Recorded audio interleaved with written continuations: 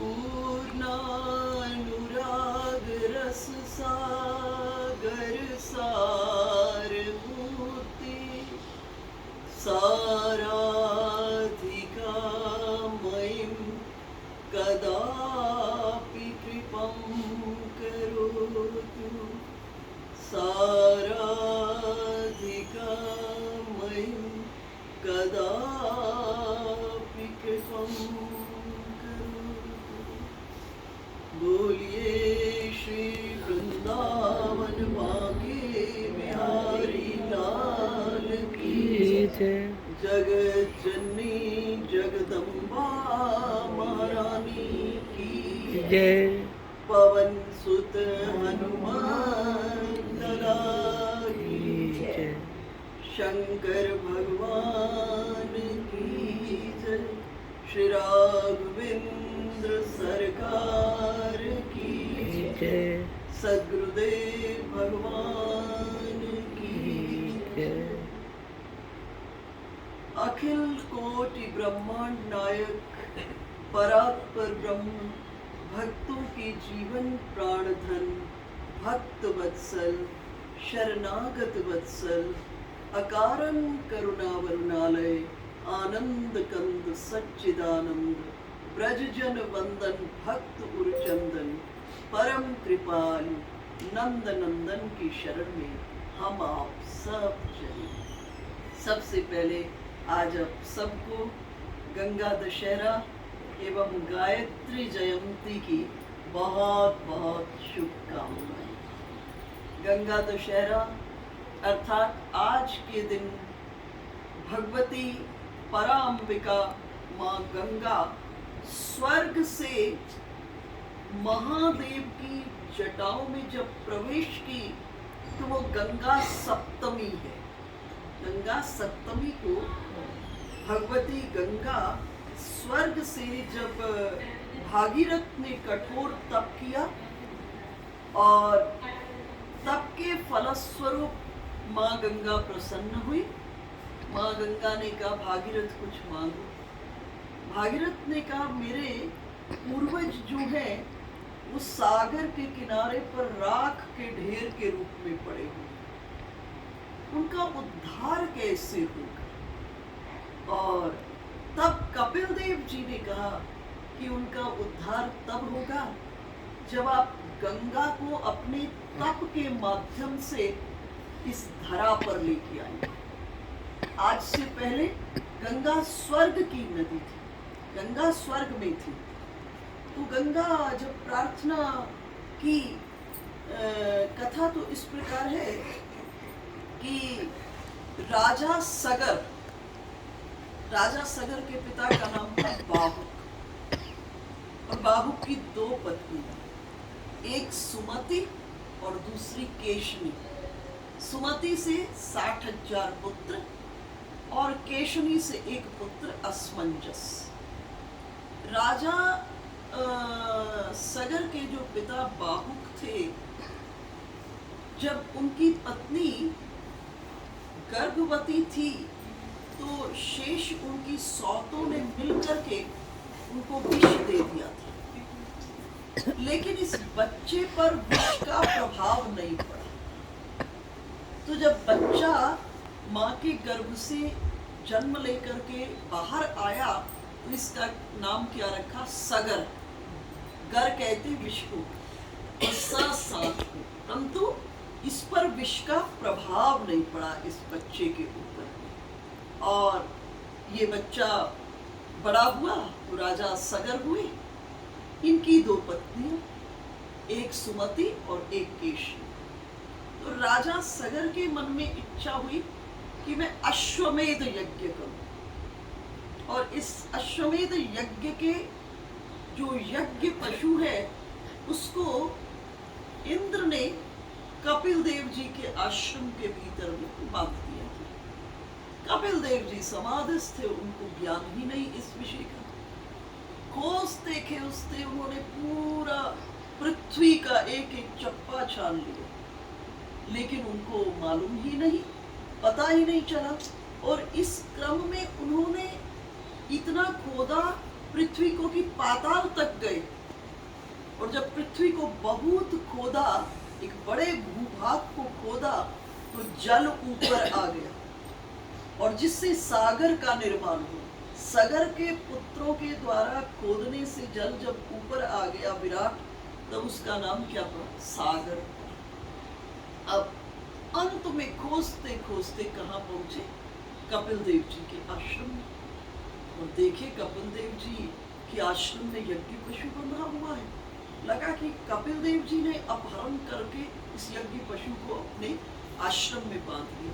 क्रोधित होकर के अनेकों प्रकार के अपशब्द, अनेकों प्रकार के ऐसे अपमानजनित शब्द कपिल देव जी को कहे।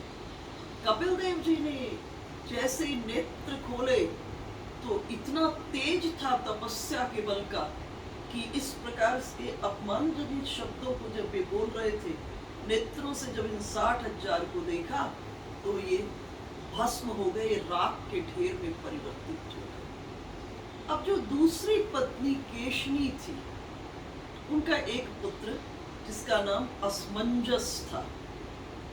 असमंजस के पुत्र का नाम अंशुमान था। ये अंशुमान जो थे बड़े भगवान के भक्त थे। असमंजन नाना प्रकार से दुराचारी, नाना प्रकार से दुष्ट प्रवृत्ति का था, तो पिता ने इसको तो बाहर निकाल दिया था, राक्षस।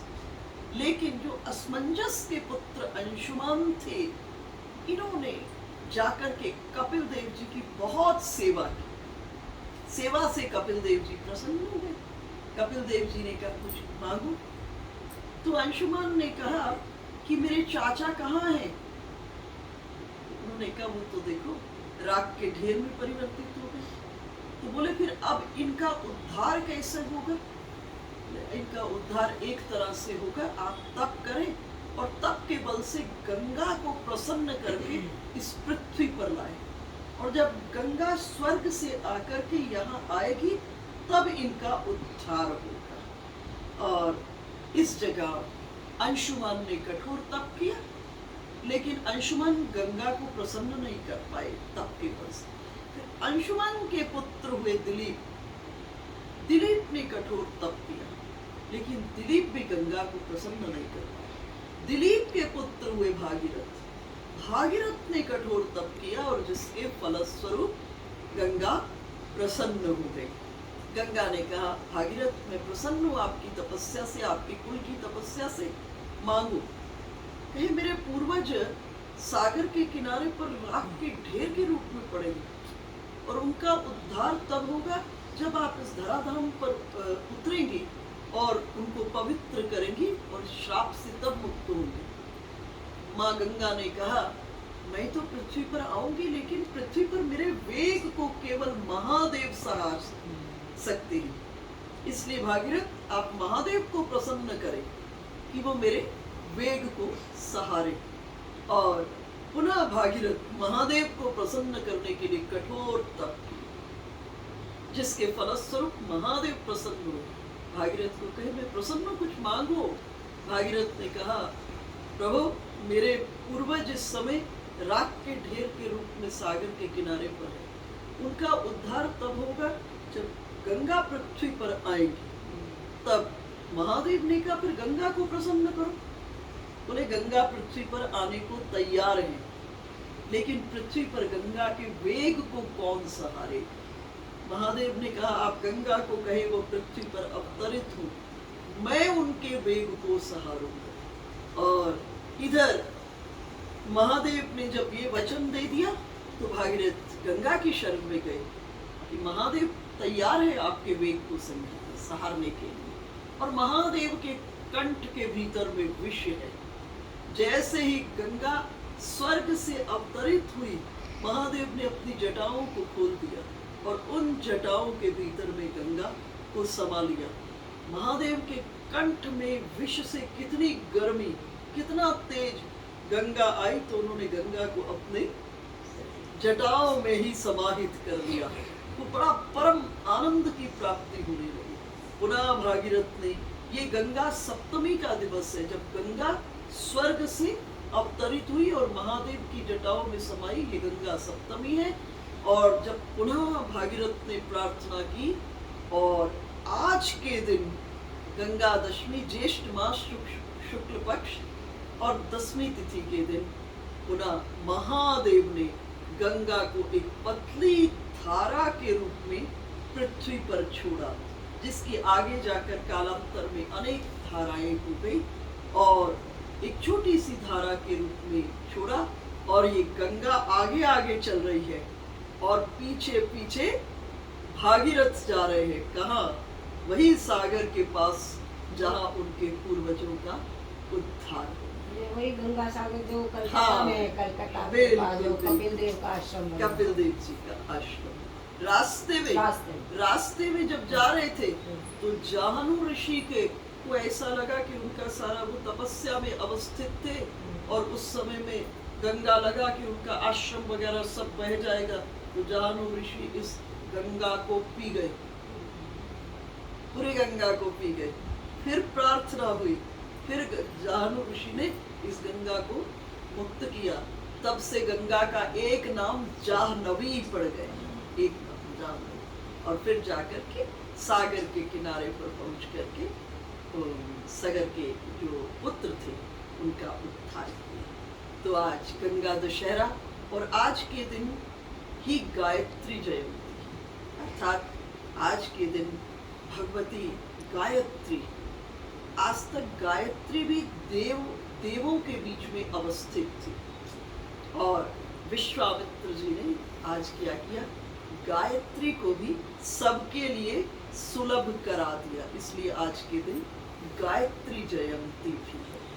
अभी आप बहुत सुंदर भजन में गा रहे थे नाम की महिमा, गुरु के माध्यम से जो नाम की प्राप्ति होती है।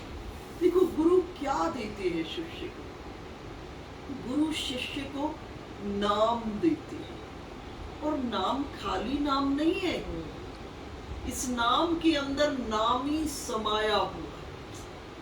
इसको खाली नाम नहीं मानिएगा, इस नाम के भीतर में नाम ही समाया हुआ है। इसको आप यूं समझें, जब आपका बेटा आपसे मीलों दूर, पति कहीं मीलों दूर गए हुए हैं, गोस्वामी जी महाराज क्या कहे आगे? ये नहीं कहे कि हनुमान जी ने अपने कान से सुना, क्या कहे? राम राम ते ही सुमिरन किन्ना हृदय हर्ष कभी सज्जन चिन्ना। उन्होंने, उनके हृदय में सुमिरन बह रहा है और इनके हृदय में उस सुमिरन को श्रवण करके आनंद बह रहा है। तो नाम अकेला नहीं है, नाम के अंदर नामी समाया हुआ है। फिर सुंदरकांड में वापस आती हूँ। जिस समय सीता जी अशोक वाटिका में और सीता जी बहुत व्याकुल है, क्योंकि अभी अभी त्रिजटा डरा धमका के गई है। त्रिजटा रावण डरा धमका करके सभी राक्षस ने सीता जी को डरा धमका के गए हैं और जाने के बाद सीता जी बड़ी व्याकुल हैं। और इसी समय सायंकाल का समय हो गया, त्रिजटा आती। त्रिजटा को सीता जी एकमात्र अपनी सबसे बड़ी मित्र मानती है, क्योंकि ये त्रिजटा कौन है? ये विभीषण की बेटी है। रावण बहुत सजग है। अगर आप इस कथा के अंतर में प्रवेश करेंगे ना, तो रावण से बड़ा तो कोई श्री राम का भक्ति नहीं है। अब लीला के भीतर में रावण को ये रोल दे दिया। अब रोल दे दिया, भाई फिल्म के अंदर किसी को विलेन का रोल दे दिया जाए तो विलेन कोई खराब थोड़ा है, विलेन का बड़ा अच्छा, पर उसको रोल फिल्म में विलेन का मिला, एक को हीरो का मिल गया। अब हीरो के प्रति हमारा बड़ा सुंदर संवेदनशीलता वाला भाव हो जाता है और विलेन को देखते हैं तो हृदय के भीतर में कोई सुंदर भाव नहीं बनता। तो रावण को फिल्म के भीतर में विलेन का रोल दे दिया है। तो नित्य वैकुंठ का पार्षद ही तो है, जय विजय ही तो है, भगवान के कितने करीब है रावण, आप सोचो। अब इसकी भी एक बड़ी सुंदर कथा आती है। एक बार भगवान नारायण विष्णु के हृदय में वीर रस जागा। वीर रस जागा का अर्थ है कि उनके मन में इच्छा हुई मैं युद्ध करूं, अब भगवान से किसकी सामर्थ्य युद्ध करने की? तब जय विजय ने कहा, प्रभु आपकी ये इच्छा हम पूरी करेंगे, आपकी इस इच्छा को हम पूरी करेंगे। तो इस जगह रावण नित्य वैकुंठ का पार्षद है, तो रावण जानता है श्री राम कौन है और जानता है जगत जननी किशोरी सीता जी कौन है, लेकिन फिर भी सजग है। सीता जी की सुरक्षा में किसको रखा? विभीषण राम भक्त हैं और विभीषण की बेटी त्रिजटा को रखा। सुंदरकांड में गोस्वामी जी महाराज कह रहे, त्रिजटा नाम राक्षसी एका, राम चरण रति निपुण विवेका। बोले राम जी के चरणों की रति में एक्सपर्ट है, निपुण है और बड़ी विवेकी है। आप सोचिए, प्रयाग में, त्रिवेणी में, संगम में खड़े होकर भरत लाल जी जब तीर्थों के सम्राट तीर्थराज प्रयाग के पास पहुंचते हैं, तो प्रयाग ने भरत जी से कहा, कुछ मांगो, कुछ मांगो। तो भरत लाल जी क्या कह रहे? अर्थ न धर्म न काम रुचि, गति न चाहूं निर्वाण, जन्म जन्म रति राम पद, यह वरदान मिला। मुझे अर्थ नहीं चाहिए, मुझे धर्म नहीं चाहिए, मुझे गति नहीं चाहिए, मुझे मोक्ष नहीं चाहिए। तो तीर्थों के सम्राट तीर्थराज प्रयाग ने कहा, हमारे पास तो देने को ये चाह रही है, जो आप मांग रहे हो हमसे, जन्म जन्म रति राम पद, जो आप हमसे मांग रहे हो, वो तो हम भी आपके सामने में भिखारी होकर झोली फैलाकर खड़े। तो आप सोचिए, जिसको त्रिवेणी संगम पर खड़े होकर के भरत लाल जी मांग रहे हैं, याचना कर रहे हैं, गोस्वामी जी कह रहे त्रिजटा उसकी एक्सपर्ट है, पंडिता है उसकी, और परम निपुण विवेकी है उसकी। तो रावण बड़ा सजग है। रावण ने सेवा में किसको रखा है? विभीषण की बेटी त्रिजटा को रखा है। तो त्रिजटा को सीता जी ने कहा कि मैं अब मेरे जीने की चाहत नहीं, रावण इतना डरा धमका के गया है, इसलिए ऐसा करो माँ, थोड़ी सी आग दे दो, चिता बना ली थी, आग दे दो थोड़ी सी। त्रिजटा बड़ी विवेकी है, त्रिजटा ये कहकर चली गई, हम राक्षसों के यहाँ रात में आग नहीं देते, ताकि मन में कभी भी अहित करने का, कुछ गलत करने का विचार आए तो उसे क्या कर दो, स्थगित कर दो, उसको पोस्टपोन कर दो। थोड़ी देर को ऐसे भाव होते हैं, फिर उसके बाद तो आदमी नॉर्मल हो जाता है ना। तो जब भी मन के भीतर में, ये बात हमको शिक्षा देती है कि जब भी मन में कुछ गलत विचार आ जाए, किसी प्रकार से मन कमजोर हो, तो बोले उस बात को उस समय छोड़ दो। और तभी हनुमान जी को लगा अब ये समय बिल्कुल ठीक है, माँ बड़ी व्याकुल है। तो हनुमान जी ने ऊपर से मुद्रिका को गिरा दिया। ऊपर से हनुमान जी ने क्या किया? अंगूठी गिरा दी, मुद्रिका। और अब सीता जी ने मुद्रिका को देखा। सीता जी ने मुद्रिका को नहीं देखा, जैसे ही गिराया ना मुद्रिका, सीता जी को लगा कि मेरी जो व्यथा को अशोक ने, आकाश ने सुन लिया, और उन्होंने ऊपर से एक अंगारा गिरा दिया। और सीता जी जैसे ही उठाई मुद्रिका को, है ना, तब देखी मुद्रिका मनोहर, और क्या था? राम नाम अंकित अति सुंदर। देखा उस पे राम, जैसे ही राम देखा, हृदय के सिंहासन पर राम प्रकट हो गए। मन राम के भीतर में लीन हो गया और सारे का सारा दुख खत्म हो गया। अर्थात नाम को कभी अकेले मत मानिए। नाम को, गुरु ने जो आपको नाम दिया है वो अकेला नहीं है, उसमें नाम ही समाया हुआ है। और नाम को कैसे जपना? बोले ऐसे जपना कि उससे रूप प्रकट हो जाए, नाम से रूप प्रकट हो जाए। इतनी प्यास से जपना कि उस नाम से रूप प्रकट हो जाए। खाली वाणी के तल पर ना जपिए, कैसे जपिएगा? इतनी प्यास से कि मन के सिंहासन पर वो रूप प्रकट हो जाए। और जब रूप प्रकट हो जाए तो क्या करना?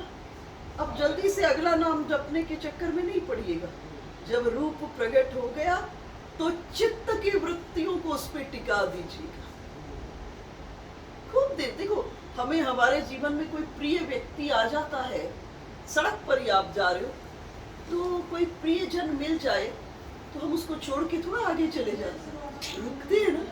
तो ऐसे ही आपने नाम जपा तो इतनी त्वरा से, इतनी प्यास से, इतनी प्राणों की संचेतना से नाम लेना कि नाम से रूप प्रकट हो जाए। और जब रूप प्रकट हो जाए तो भरे हृदय से उस रूप को देखना। जब ऐसे भरे हृदय से, भरी मन की आंखों से उस रूप का दर्शन करोगे तो भाव जन्म ले लेगा। अब भाव क्या है? डोरी है। जिस डोरी में बंध करके त्रिभुवन के ठाकुर आपकी चौखट पर स्वयं पहुंच जाएगा। इसलिए जो गुरु नाम दे रहे हैं, गुरु ने आपको अपने जीवन की बहुत बड़ी संपत्ति दे दी। और इस नाम के भीतर में क्या समाया है? इस नाम के भीतर में नामी समाया हुआ है, ठाकुर जी समाये हुए इस नाम के भीतर। सपोज आपका मंत्र है ओम नमः शिवाय, या आपका मंत्र है ओम नमो नारायणाय, जो भी मंत्र है किसी का, श्री कृष्ण शरणम मम, श्री राम शरणम मम, या कोई भी मंत्र आपका है। तो सपोज मंत्र है ओम नमः शिवाय, जय जय जय। ओम कहें तो मन की स्क्रीन के ऊपर में आपके इष्ट देव का रूप प्रकट हो जाए। नमः कहें तो अपने मन की आंखों से अपने मन को प्रभु के चरणों में अपने सिर को रख दो। नमः। ओम कहे तो मन की स्क्रीन पर भगवान का रूप हो। नमः कहे तो अपने मन के माध्यम से अपने सिर को प्रभु के चरणों में रखें। और जब शिवाय कहे फिर मन की स्क्रीन के ऊपर में ठाकुर जी का दर्शन। और मेरे विचार से एक माला, अगर रूप ध्यान करते हुए एक माला आप सुबह जप लीजिए, मेरा अपना व्यक्तिगत अनुभव है, गारंटी से आपको सारा दिन ये लगेगा ठाकुर जी अंग संग चल रहे, कुछ करने की ज्यादा जरूरत नहीं पड़ेगी। बस एक माला, लेकिन इतनी सजगता से हम जप ले, अगर इतनी सजगता से जप लिया, सारा दिन लगेगा ठाकुर जी आपको आवाज लगा रहे, आपको नहीं जपना पड़ेगा। इसलिए नाम जो है, इस नाम के जप में बहुत बड़ी सावधानी। और एक बार इस रस को पिया, फिर अलग से कुछ नहीं करना पड़ेगा। फिर दिव्याति दिव्य आनंद आपको जीवन के भीतर में आएगा। एक बार एक अंधे व्यक्ति ने पूछा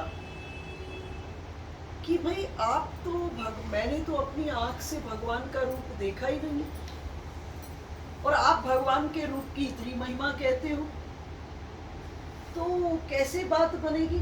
तो तुलसीदास जी ने कहा कोई चिंता की बात नहीं है, सुमिरिए नाम रूप बिनु देखे।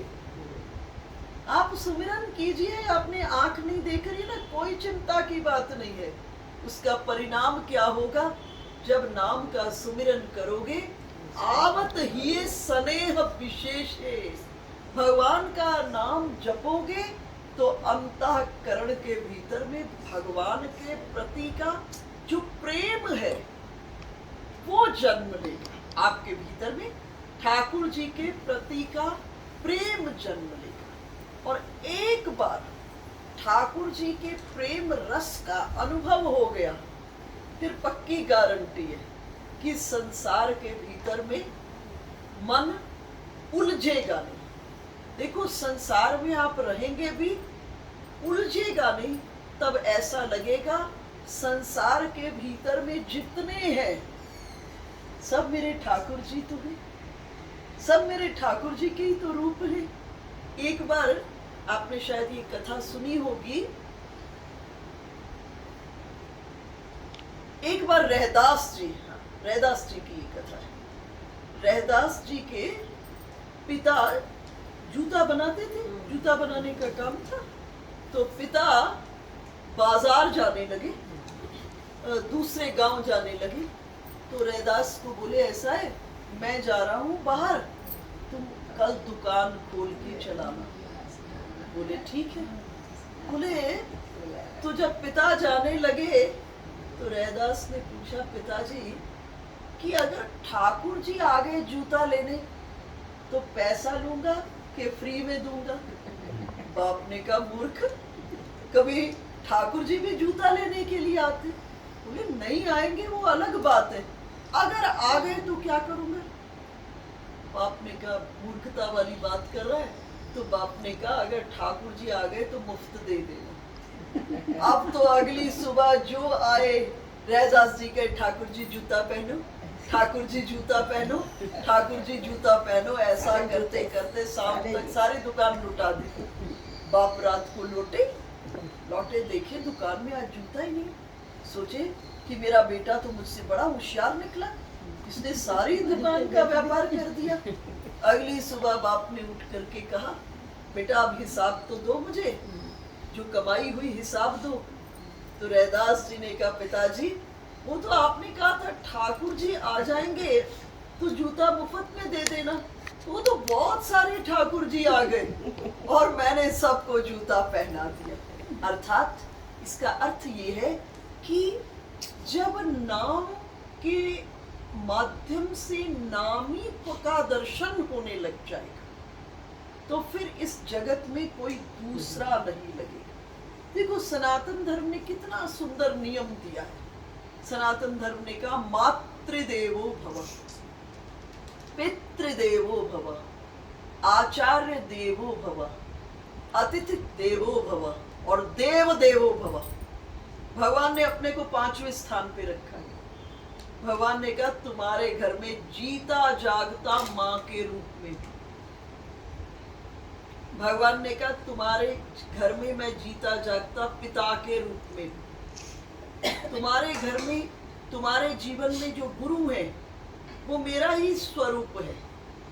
कोई घर में अतिथि आ जाए उसको मेरा रूप मानना और इन चार को खूब संतुष्ट करना।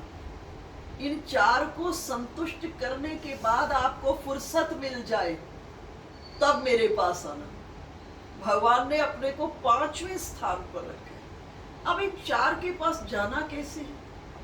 बोले घर में जब माँ को सुबह प्रणाम करो तो माँ से प्रणाम, माँ को करते हुए प्रभु से बात करना। भगवान को कहना प्रभु आपका उद्घोष है कि मेरे घर में आप मेरी माँ के रूप में हो और अगर माँ के रूप में हो तो मुझे इस माँ में से दर्शन दो। और जब इस प्रकार से प्रणाम करके माँ को प्रणाम करते हुए ठाकुर जी से बात करोगे, पक्की बात है आपको माँ का ये पंच भौतिक देह नहीं दिखाई देगा। इसी माँ में से ठाकुर जी के दर्शन होने प्रारंभ हो जाए। इसी प्रकार से पिता, इसी प्रकार से गुरु आचार्य और इसी प्रकार से अतिथि के रूप में जब हम ये दर्शन करेंगे तो नाम के भीतर में कौन समाया हुआ है? नाम के भीतर में नामी समाया हुआ है। और ये नाम धन आपको कहाँ से प्राप्त हुआ? अभी आपने भजन में बहुत सुंदर कहा कि ये नाम धन हमको गुरु की कृपा के माध्यम से प्राप्त होता है। रामायण के अयोध्या कांड और हनुमान चालीसा का पहला दोहा। देखो दो जगह से हमारे भीतर में दोष जाते हैं इस जगत में आकर। एक तो इन आंखों के माध्यम से हमारे भीतर में दोष जाते हैं और दूसरा मन के माध्यम से दोष भीतर जाते हैं। तो हनुमान चालीसा का जो पहला दोहा है श्री गुरु चरण सरोज रज निज मन मुकुर सुधार। है ना? तो बोले गुरु की चरण रज क्या है? बोले गुरु की चरण रज बड़ी सुकोमल पाउडर है। जैसे दर्पण गंदा हो तो पूर्व में लोग क्या करते थे, दर्पण के ऊपर कोई सुंदर सा पाउडर डाल करके उसको साफ कपड़े से समेट देते थे, पोंछ देते थे, दर्पण चमचमा जाता। इसी तरह से मन के भीतर में विकार न हो, मन से हमारे भीतर में विकार न उत्पन्न हो, हमारे मन में विकार न उत्पन्न हो, तो क्या कहे, गुरु चरण रज का पाउडर मन रूपी दर्पण के ऊपर में लगा दो, तो मन के भीतर में विकार जा ही नहीं पाएंगे। दूसरा, फिर दोबारा कह रहे हैं, गुरु पद रज मृदु मंजुल अंजन नयन अमीय दृग दोष विभंजन। बोले नेत्रों के दोषों से मुक्त होने के लिए गुरु की चरण रज जो है वो कोमल सुरमा है। उस सुरमे को नेत्र में डाल करके नेत्रों के दोषों से हम आप मुक्त हो जाएं। और गुरु के संपर्क में जाकर अगर इन दो चीजों की प्रूफिंग कर ली हम, तो हमारे भीतर में तो विकार जाएंगे। इसलिए गोपियां श्री कृष्ण को क्या कहती थी? गोपियां श्री कृष्ण को कहती थी, प्रभु आप सबके हृदय में रहते हो, बहुत अच्छी बात है। भगवान ने भगवत गीता में कहा है, ईश्वरा सर्वभूतानां हृद्देशे अर्जुन तिष्ठति। मैं सभी जीवों के हृदय प्रदेश के भीतर में विराजता हूँ, ये भगवान ने कहा। तो गोपियों ने कहा, प्रभु हृदय में रहते हो, बहुत अच्छी बात है, लेकिन ये जो आंख के दो दरवाजे खोल दिए, ये दो गेट्स में खोल दिए और इनसे दुनिया भर के विकार भीतर जा रहे हैं। तो भगवान ने गोपियों से पूछा, अच्छा क्या करूं फिर? गोपियों ने कहा, प्रभु ऐसा करो, हृदय में रहते हो तो ठीक है, लेकिन हमारी आंखों में आके बैठ जाओ। नैना अंतर आव तू नैन झांप तो ही लेवूं, ना मैं देखूं आप ही ना तो ही देखन दे। प्रभु मेरे नेत्रों में आके बैठ जाओ, और जब मेरे नेत्रों में आप बैठ जाओगे तो मैं पलकों के दरवाजे से इस नेत्र को बंद कर दूंगी, नेत्र रूपी घर को बंद कर दूंगी। और जब बंद कर दूंगी, ना तो मैं खुद ही देखूंगी, ना आपको बाहर देखने दूंगी। और फिर किसी प्रकार से संसार में रहते हुए अगर पलक रूपी दरवाजा घर का खुला भी रह गया, तो प्रभु आप बैठे होंगे तो विकार कैसे भीतर प्रवेश कर पाएंगे। इसलिए नाम की महिमा शास्त्रों ने बहुत दी है। गुरु ने हमको अमूल्य धन दिया है, जिस अमूल्य धन नाम रूपी धन दिया है, इस नाम रूपी धन को हम निरंतर अंतरंग प्राणों की संचेतना से तो चिंतन करें ही, लेकिन प्रयास करें कि हर वक्त चलते फिरते उठते बैठते ये जो है ना देहरी होठ के ऊपर में इसको सजा ले। चलते फिरते उठते बैठते हम इसको रखें, नाम को। राम नाम मणि दीप धरु जीह देहरी द्वार। जैसे घर के देहरी के ऊपर हम एक दीप जला देते हैं, तो उस दीप से क्या लाभ होता है? उस देहरी के दीप से बाहर भी उजाला होता है और घर के भीतर में भी उजाला होता है। इसी तरह से नाम रूपी जो दीप है, ये मणि का दीप है, और इस मणियों के दीप को देहरी पर अर्थात मुख की देहरी ये अदृष्ट पर धारण करें। इससे क्या है, भीतर से भी विकार नहीं आ पाएंगे और अंतरंग में नाम का प्रकाश, और जिससे दिव्य से दिव्य आनंद होगा। एक बार तुलसीदास जी से कृष्ण ने प्रश्न किया कि आप निर्गुण निराकार ब्रह्म को मानते हो या सगुण साकार ब्रह्म को मानते हो? तुलसीदास जी से किसी ने प्रश्न किया। तुलसीदास जी ने उसके प्रश्न का जवाब देने की जगह उससे प्रश्न कर दिया। पूछा कि अगर आपके घर में 2 मेहमान आ जाए तो क्या करोगे? एक को रखोगे कि दोनों को रखोगे? तो प्रश्नकर्ता ने कहा, ठीक है, जब 2 मेहमान आ जाएंगे तो दोनों को रखूंगा। तुलसीदास जी ने कहा मेरा घर भी 2 मंजिला है। ये 2 मंजिला है। हिया निर्गुण नैनन सगुन रसना नाम सुना। बोले ये जो हृदय है ना, इस हृदय रूपी घर के भीतर में मैंने निर्गुण निराकार ब्रह्म को रख दिया, जो रूप को नहीं मानते, जो नाम को मानते रूप को नहीं मानते। तो बोले मैंने हृदय के भीतर में निर्गुण निराकार ब्रह्म को रख दिया, और आंख जो देख सकती है उसमें मैंने सगुण साकार ब्रह्म को रख दिया। लेकिन हृदय और आंख के बीच में 2 मंजिल हो गई ना, एक हृदय की मंजिल और ऊपर की मंजिल आंख की। बोले इसके बीच में जीभ है। बोले इस जीभ पर मैंने नाम को बिठा दिया। जब जीभ पर नाम को मैंने बिठाया, जीभ पर नाम बिठाकर जीभ राम राम राम राम राम राम जपने लगी, तो निर्गुण निराकार ब्रह्म कहने लगा तुलसी ने मुझे पुकारा, और सगुण साकार ब्रह्म ने कहा तुलसी ने मुझे पुकारा। तो बोले दोनों ब्रह्म आपस में झगड़ने लगे और मुझे बहुत आनंद की प्राप्ति हुई। इसलिए नाम को कैसे जपे? नाम को पूरे प्राणों की चाहत से जपे, उतनी ताकत लगा के जपे जितनी ताकत पुरुष वर्ग धन कमाने में लगा, उतनी ताकत लगा करके नाम को जपे। अगर उस ताकत से, अर्थात नाम को इतनी प्यास से जपना कि नाम से रूप जन्म ले। जब रूप जन्म ले ले तो उस पर चित्त की वृत्तियों को केंद्रित कर देना, उससे भाव जन्म ले लेगा, और भाव की डोरी में बंधे हुए त्रिभुवन के ठाकुर आपके यहाँ पहुंच जाएंगे। इसलिए शास्त्रों ने बहुत सुंदर कहा कि अगर आपका जन्म सतयुग में हुआ है, कृतेय ध्यायते विष्णुम, अगर आपका जन्म सतयुग हुआ है तो ध्यान करना, और अगर आपका जन्म त्रेता में हुआ है, त्रेतायाम यजतो मखई, त्रेता में जन्म हुआ है तो यज्ञ करना, और द्वापरे परिचर्यायाम, अगर आपका जन्म द्वापर में हुआ है तो बहुत बड़ी पूजा अर्चना करना। लेकिन कलयुग में अगर जन्म हुआ है तब क्या है?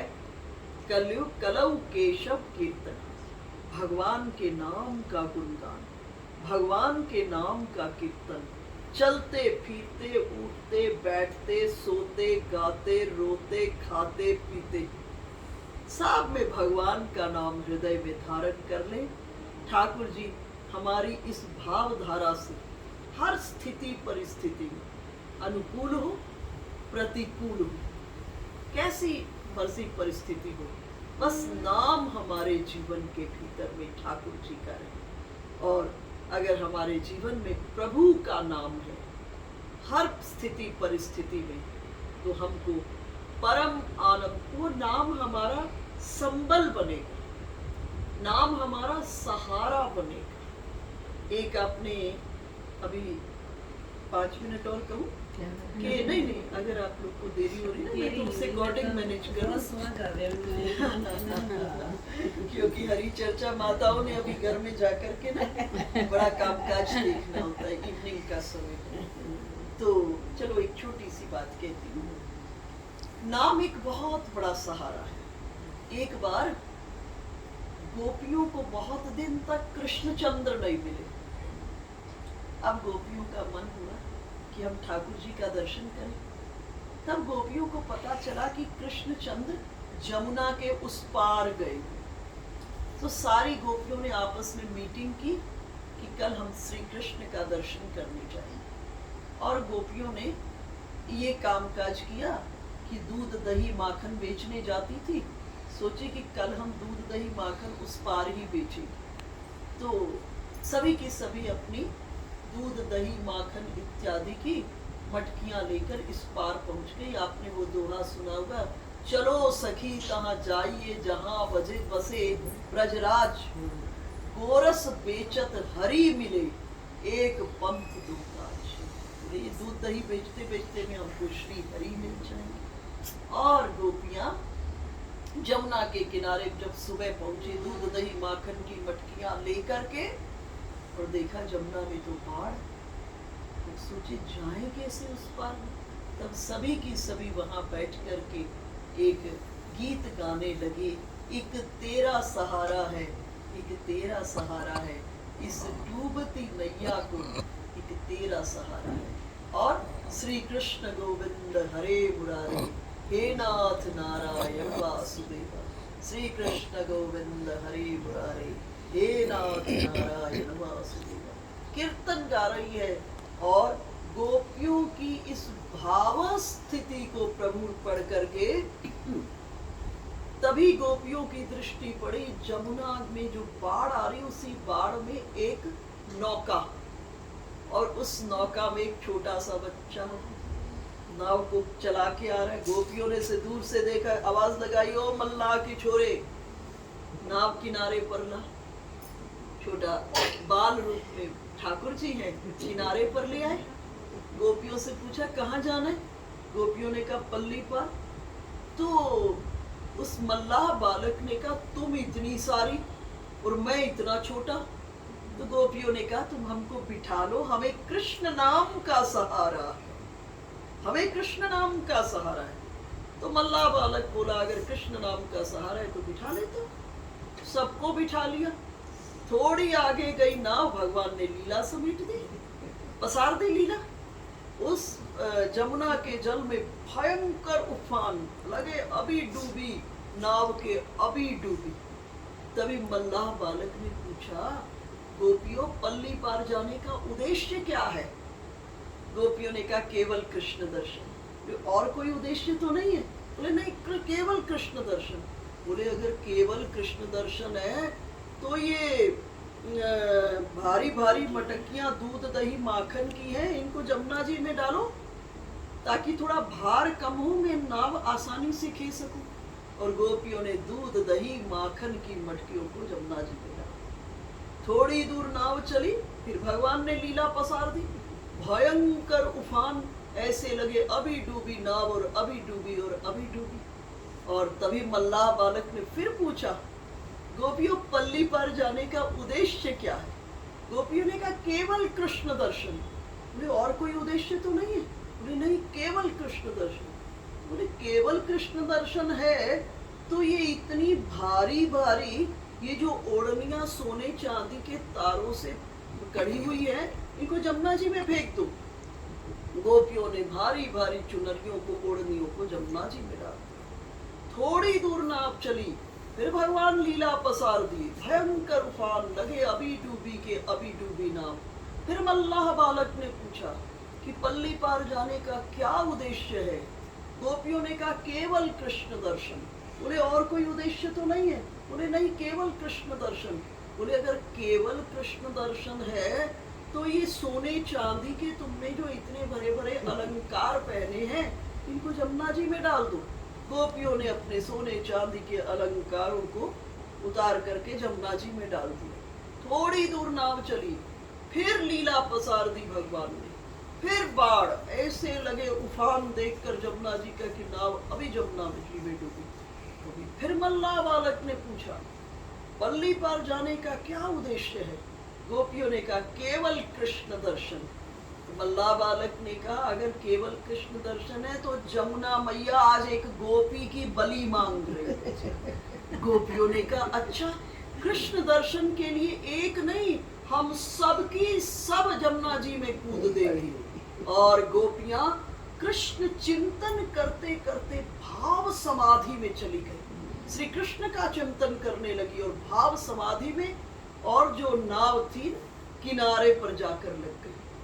और किनारे पर लग गई तभी भगवान ने अपने फेटे से बंसी निकाली और वेणुवादन किया।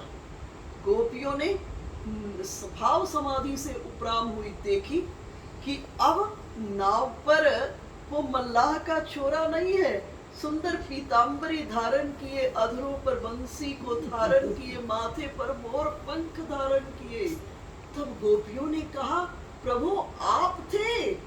भगवान ने कहा मैं वचनबद्ध हूँ, जो अपने जीवन में तेषामहं समुद्धर्ता मृत्यु संसार सागरात् भवामि न चिरात् पार्थ मय्यावेश चेतसा।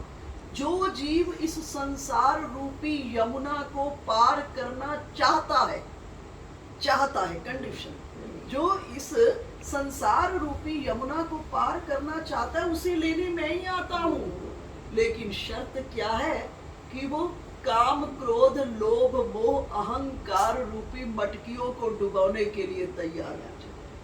वो राग द्वेष रूपी वस्त्र को उतार कर फेंकने के लिए तैयार हो जाए, वो आसक्ति रूपी आभूषणों को फेंकने के लिए तैयार हो जाए, उसको मैं लेने के लिए आता हूँ।